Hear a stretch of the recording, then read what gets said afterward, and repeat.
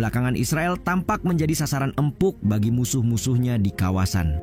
Setelah Houthi berhasil menembus jantung kota Tel Aviv dengan serangan yang disebut sebagai pertama kali dalam sejarah, kini Israel kembali dibuat sibuk melalui gempuran roket misterius yang dicurigai berasal dari Hizbullah.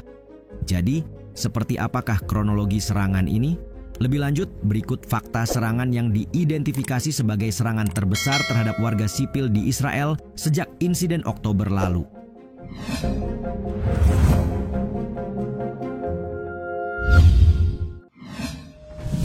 Hantaman roket di pemukiman Israel.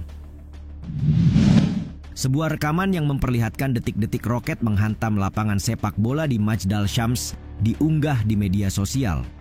Melalui verifikasi Reuters, roket secara independen berhasil menemukan bangunan dan tata letak jalan yang sesuai dengan citra satelit di area tersebut. Sirene serangan udara pun telat terdengar. Diikuti ledakan besar dan gambar asap mengepul, bisa dipastikan kejadian ini akan disertai dampak mengerikan. Sementara seorang saksi mata bernama Maurhaf Abu Saleh menyebut anak-anak sedang bermain sepak bola. Dan ketika mendengar sirene, mereka berlari ke tempat berlindung. Namun sebelum mencapainya, roket menghantam lokasi antara tanah dan tempat berlindung kurang dari 15 detik. Begitulah sebuah roket misterius menghantam Israel yang mana secara tajam meningkatkan ketegangan dalam permusuhan di tengah perang Gaza. NBC News melaporkan sedikitnya 12 anak-anak dan remaja tewas, sedangkan 13 orang lainnya terluka dalam serangan pada Sabtu 27 Juli ini. Otoritas Israel kemudian menyalahkan Hizbullah dan bersumpah untuk memberikan hukuman berat kepada kelompok milisi asal Lebanon itu. Hizbullah akan membayar harga yang mahal, harga yang belum pernah dibayarnya, kata Perdana Menteri Benjamin Netanyahu dalam panggilan telepon dengan pemimpin komunitas Druze di Israel. Sementara Israel mencurigai Hizbullah dan bersumpah untuk membalas, kelompok yang didukung Iran itu justru menolak klaim yang dilontarkan.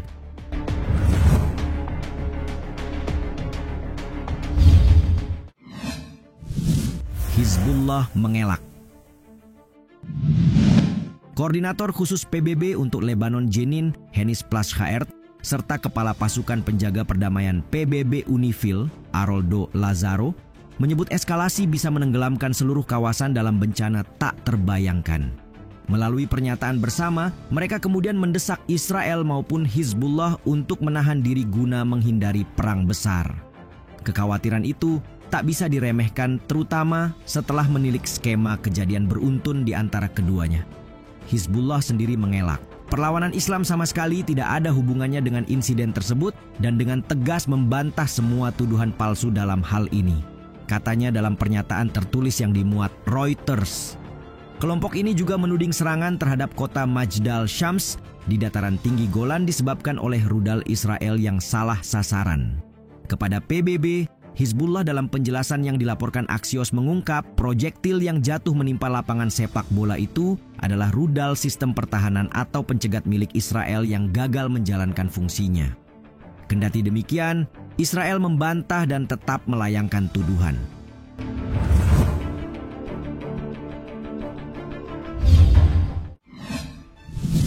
Langsung menyerang balik. Di luar dari fakta bahwa Hizbullah membantah keterlibatan, Israel tetap saja ngotot pada keyakinan sembari menyiapkan serangan balasan yang dijanjikan. Organisasi teroris Hizbullah berada di balik peluncuran roket di lapangan sepak bola di Majdal Shams, kata tentara Israel dalam sebuah pernyataan. Nah, dengan cara inilah serangan Israel di Lebanon terjadi, menyusul insiden lapangan sepak bola pada hari yang sama. Mengutip dua sumber keamanan di Lebanon, CNBC melaporkan 4 pejuang tewas dalam serangan Israel di Kfar Kila pada hari Sabtu. Keempatnya adalah anggota kelompok bersenjata yang berbeda dengan setidaknya satu di mereka merupakan anggota Hizbullah. Sebelumnya, militer Israel mengatakan pesawatnya telah menargetkan sebuah bangunan militer milik Hizbullah di Lebanon Selatan setelah mengidentifikasi seorang militan yang memasuki bangunan tersebut. Tidak hanya di Kfar Kila, serangan bertubi-tubi yang dilancarkan pada Sabtu malam hingga Minggu pagi di Lebanon Selatan itu juga menyasar tempat penyimpanan senjata dan infrastruktur di wilayah Chabriha, Borj el Chmali, Rab el Thalatine, Khiam, dan Tair Harfa. Tidak tanggung-tanggung, pasukan pertahanan Israel bahkan menyerukan perang setelahnya.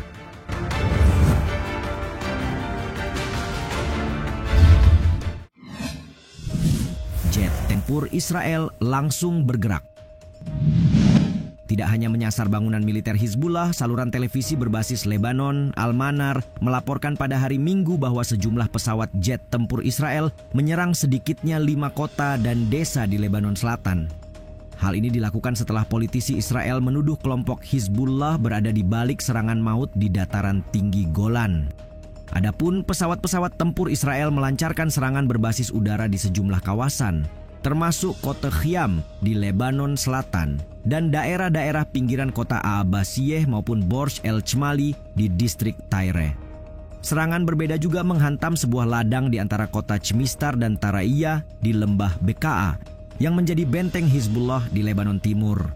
Begitulah, selain wilayah Palestina, Zionis juga sering bermasalah terkait wilayah-wilayah lain yang mereka duduki termasuk dataran tinggi Golan.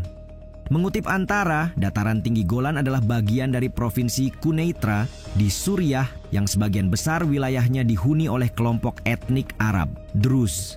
Hingga pada akhirnya, 2/3 wilayah-wilayahnya ini direbut dari Suriah oleh Israel dalam Perang 6 Hari di Timur Tengah tahun 1967. Kemudian pada 1981, negara Yahudi itu menyatakan kedaulatan atas wilayah tersebut secara sepihak.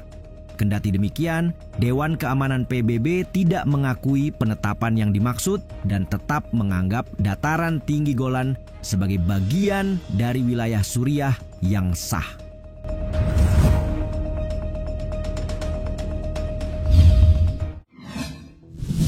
Tuai berbagai kecaman. Atas serangan yang melukai warga sipil, terutama anak-anak, kecaman demi kecaman datang dari sejumlah pihak tak terkecuali dari otoritas Lebanon itu sendiri. Menargetkan warga sipil merupakan pelanggaran hukum internasional yang mencolok dan bertentangan dengan prinsip-prinsip kemanusiaan, kata pemerintah Lebanon dalam sebuah pernyataan. Keterangan yang dimuat Liputan 6 pada Senin itu sekaligus mengutuk serangan serta menuntut penghentian permusuhan segera. Sementara Rusia yang memiliki hubungan dengan sebagian besar pemain kunci di Timur Tengah termasuk Israel, Iran, Otoritas Palestina, dan Hamas tak ketinggalan mengutuk serangan di dataran tinggi Golan. Kami mengutuk semua tindakan teroris yang dilakukan oleh entitas manapun, kata Menteri Luar Negeri Rusia Sergei Lavrov pada hari Minggu kepada kantor berita negara Rusia TASS. Tak mau ketinggalan, juru bicara Dewan Keamanan Nasional Gedung Putih dalam sebuah pernyataan juga turut mengecam serangan roket itu sekaligus menyebutnya mengerikan. Tidak hanya itu, pihak Gedung Putih juga menyatakan akan terus berada di belakang Israel. Dukungan kami untuk keamanan Israel sangat kuat dan tak tergoyahkan terhadap semua kelompok teroris yang didukung Iran termasuk Hizbullah Lebanon, katanya menambahkan. Namun, kelompok militan yang didukung Iran itu membantah bertanggung jawab.